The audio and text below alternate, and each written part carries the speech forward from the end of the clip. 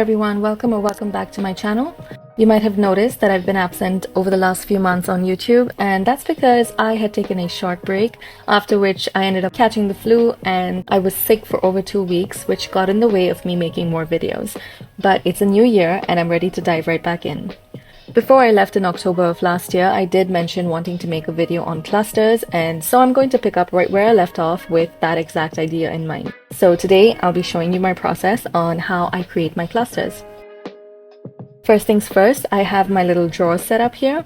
These drawers have all of the essential bits that I use in most of my projects. So if you see me reaching over and pulling stuff out, it's from my handy drawers.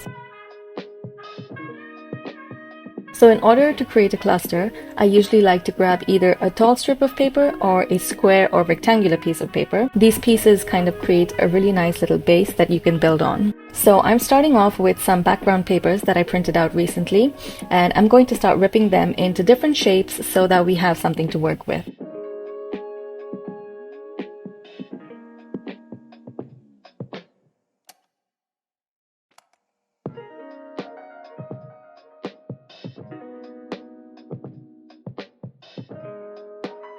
Now I'm reaching out for more strips of paper from my drawer here.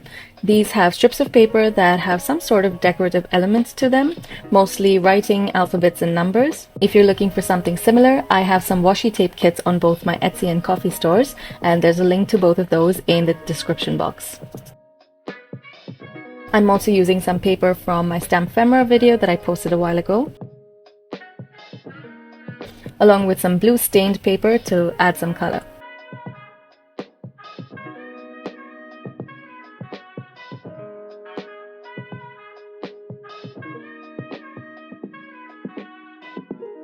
And now all I'm doing here is starting to glue those decorative strips onto the ripped background pieces.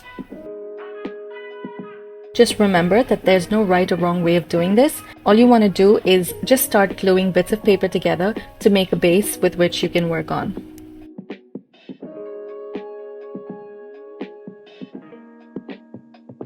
I usually like to use repositionable glue at this stage, just in case I change my mind on where I want to have some of the pieces laid down. But if you're confident in your choices, you can go ahead and just glue your pieces down with whatever craft glue that you use.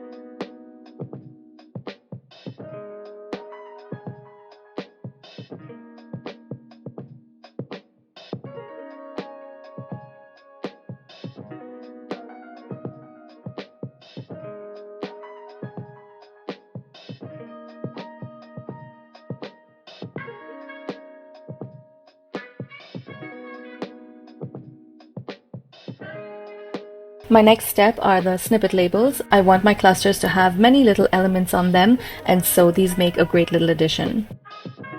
You can find links to all of these snippet labels in the description box.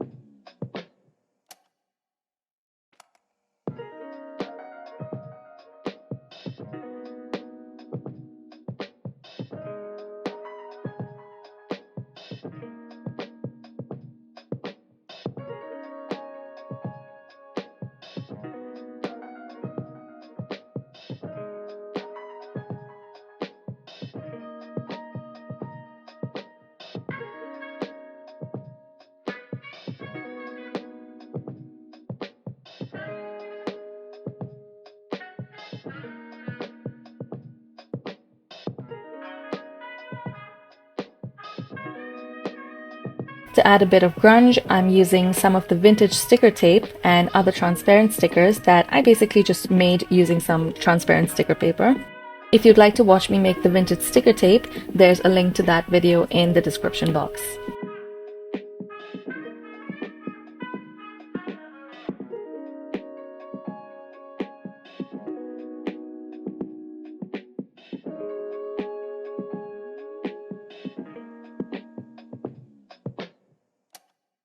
Once again, there's no particular technique to this. I'm basically placing the tape down randomly in spots that I think it would look nice in.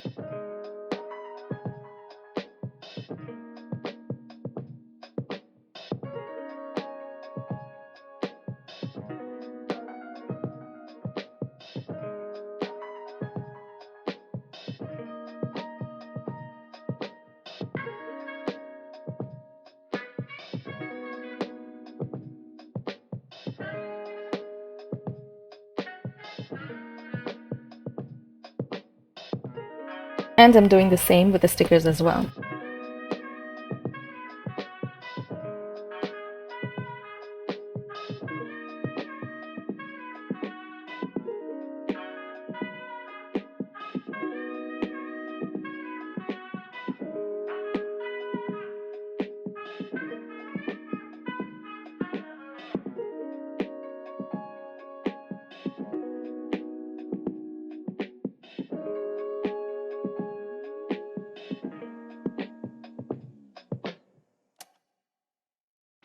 Now, because I have a theme of neutral and blue going on here, I've made some pieces of ephemera using some of the stamps from the Tim Holtz Field Notes stamp set, and I've made these to match the background paper that we've started with, adding some blue splashes to them, just to keep with the neutral and blue theme.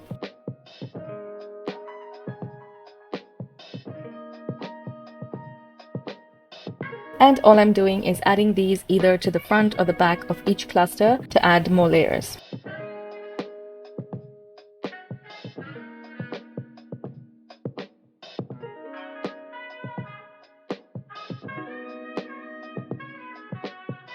Except for this time, instead of gluing the pieces down, I've opted to staple them on. This adds a bit more dimension to the clusters, but also I really love the look of rusty staples.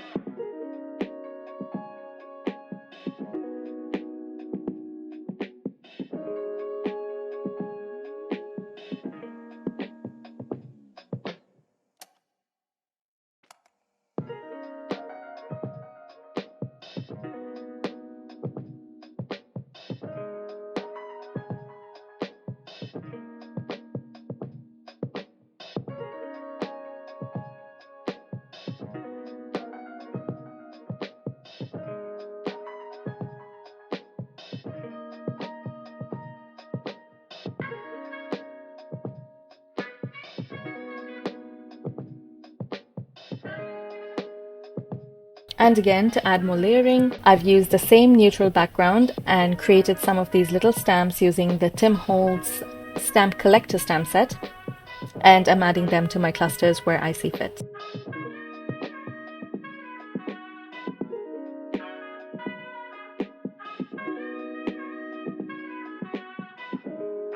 So I had a follower on Instagram tell me that she isn't confident when making clusters, and to be honest, neither am I. I think with most of my clusters, I've had to really practice and keep repeating making different kinds to learn how to put them together first of all, and then learn how to make them look good. So if you're having the same trouble with creating clusters, my advice would be to just start. Start with a really small one if you have to. You may not like it, but keep at it until you find your style and you'll get into the groove of making them.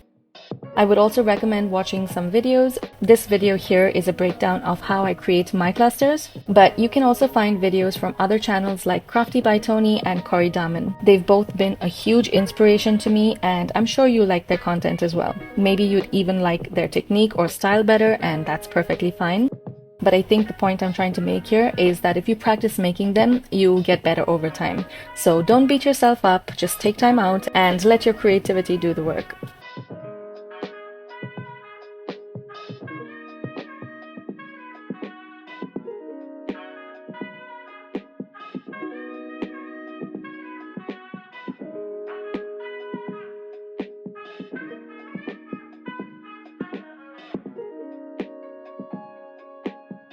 My next step, or my favorite one, is adding specimens. I have a drawer filled with different kinds of bugs, beetles, moths, and butterflies that I'm going to pick to match to each cluster. If you're not a big fan of bugs, you can add any other embellishment that you like.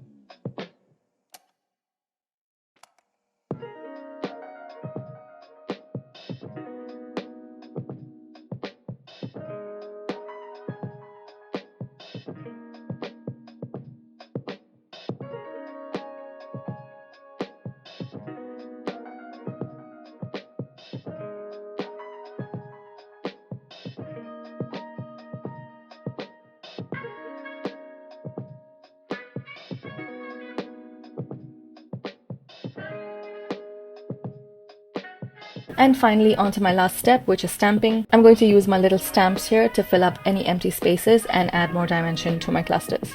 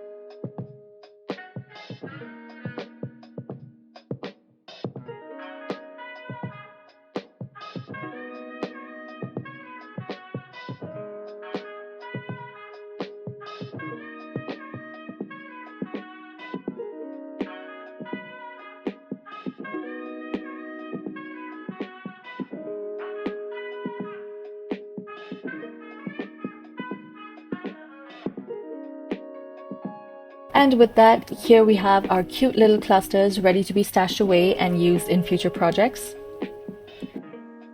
I do want to mention that this is just one way that I create my clusters.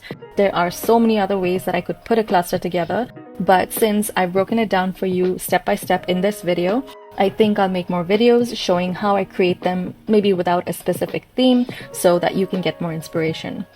But for now, that's the end of this video. Let me know what you think in the comments, and I will see you on the next one. Stay creative.